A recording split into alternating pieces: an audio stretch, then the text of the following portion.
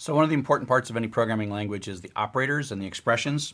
And so these, of course, are very much like all C-based languages. We have our plus, minus, multiplication is asterisk, division is slash. Division, unlike Python 2, creates floating point based on just like you might expect from a calculator. So if you take 9 divided by 2, you get 4.5. Modulo, which is an integer division that gives you back the remainder. And then there are these side effect operators like k++, which is the same as k equals k plus 1. So there's a minus minus, and you can have these plus pluses or minus minuses either in the back or in the front. You can also have side effect operators like j plus equals 5, which is the same as j equals j plus 5. Again, these are contractions that we tend to avoid unless we have a reason to kind of make our syntax really dense. The comparison operators are very much like PHP and the C language. So we have, the big thing to remember is that there's an assignment statement, that's the equal sign, and double equals is the question mark. So asking the question, is j equal to 10, is double equal sign. And then from that, not equals flows, less than, greater than, less than or equals, all are kind of straightforward. And there's two kinds of equality operators. One is the double equals, which is effectively numeric equivalence or equivalence after type conversion. And then the triple equals is comparison without type conversion. So if I put false into j, and we had the same thing in PHP, false into j, and I say is false numerically equal to 0, and the answer is yes. Is false identical to 0, and the answer is no, it is not. Okay? And is false identical to false? Yes, it is. And there is also a not triple equals. And again, these are very PHP-like. And I like, it's funny, I like these. I was probably going to do some programming in Java, the big language, Java, and I didn't have these. And I'm like, oh, if it's false. But in Java, the equality is different because you don't do auto type conversion. And so in languages like PHP and JavaScript that do automatic type conversion, you have to have an equality test that stops the automatic type conversion because this implies an automatic type conversion. In a language like Java that's a strict type language, you can't have two types. You can't check the equality of two different types because it's just a syntax error. But in JavaScript, we have numeric equality and absolute equality, which is type and value. The logical operators are, again, straight from the C language. Double and is logical and, so both sides must be true. True and true becomes true. Or, meaning either side, true or false becomes true because only either side has to be true. Greater than, and not in logical expressions are exclamation point, like in all C languages. And this, if we're looking at that, that would be exactly as it is in C. And if we're looking at all of these things, they would be exactly the same as in the C language and the Java language, except these things they're used in C-like languages that don't have strict typing. Concatenation. PHP, I love the dot concatenation operator, but I accept the fact that it will never be in any other language except PHP. We use plus to do concatenation, and of course it does string conversions automatically. It's not like Python where you've got to get the types exactly right. The plus simply says, oh, I got a string and a number. Let's turn that number into a string so I can concatenate it together. And so X becomes the string 12, and so we concatenate hello space 12 space people. And like all languages, this doesn't add a space, and so these two spaces are explicitly put into the string so that they actually work. JavaScript is a loosely typed language. There's a video that perhaps I'll put a reference elsewhere to that's kind of funny about how adding things together, different types, it's all very consistent, but it's not something that a beginner would predict. And so in this case, let's just take a look at some silly things. 123 plus 10, well, is that a numeric? Well, in PHP, that would be deterministic because plus is a numeric operator, but plus is not a numeric operator.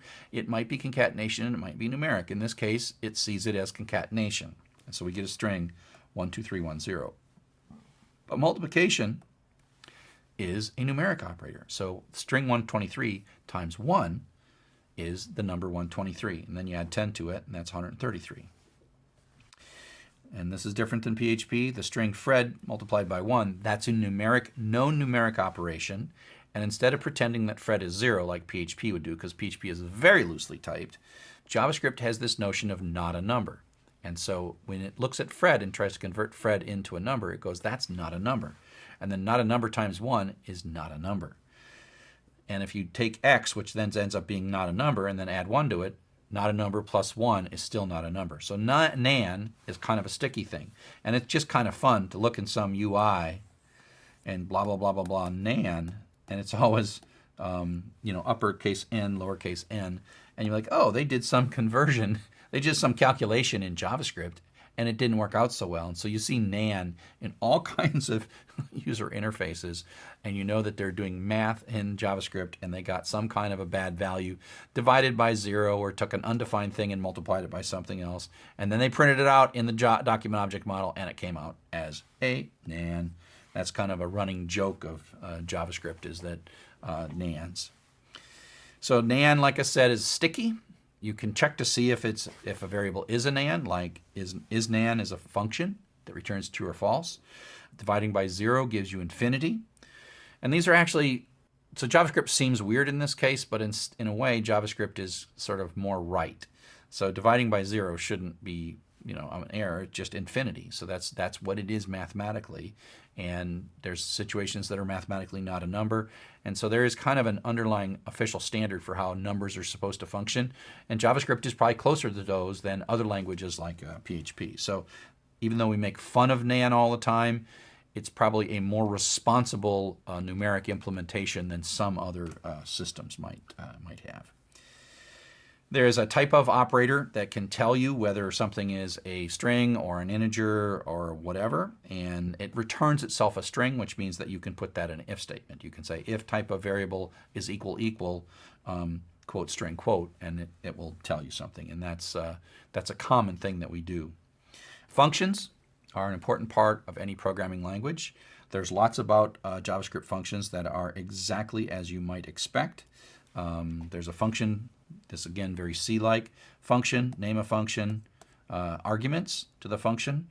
The arguments by default are passed by value, not passed by reference. And then you can have a return value, and that all sort of works the exact way that you would expect in any other programming language. So that part's pretty straightforward. But the weird part, someday I'd like to know why. But the weird part is, one of the things that I always talk about when I talk about functions is how they are like isolated by default from the outside world. The only thing that we touch are the parameters that go in and the return value that comes out. And the stuff that goes on in the function generally does not sort of bleed out into the outside world by default. Not true in JavaScript. Super not true in JavaScript. Freakishly not true in JavaScript. So in JavaScript, if there is a variable, you're coming down, and this is done in sequence, so that the fact that this GL is before the function actually matters, because it's sort of evaluating this in order.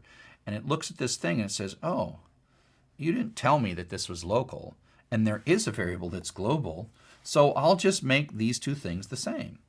So at this point, if we have GL out here, it ends up with 123, and then this code runs, and it's the same GL, and so that changes this to 456.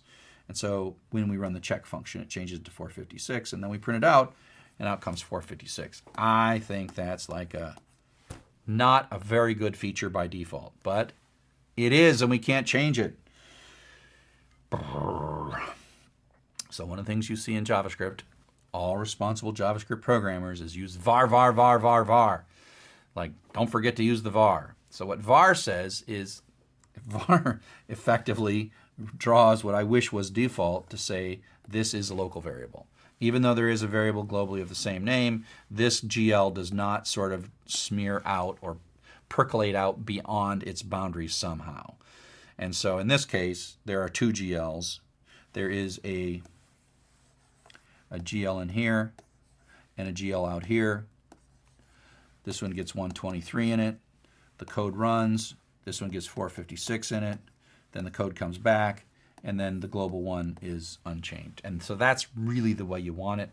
So you think to yourself, why do I have to keep doing this? You've got to put var in. I have written a lot of JavaScript where the mistake was, I'm like, why isn't this working? Well, that's because I didn't have the var. I'm like, put the var in. So just get used to it. It's a little weird. You have to explicitly mark variables within functions as if they are local. So you have to explicitly say it. It's not like any other, well, at least most other commonly used programming languages don't do that. So up next we'll talk about arrays. Arrays and objects are always sort of the fun part of any programming language.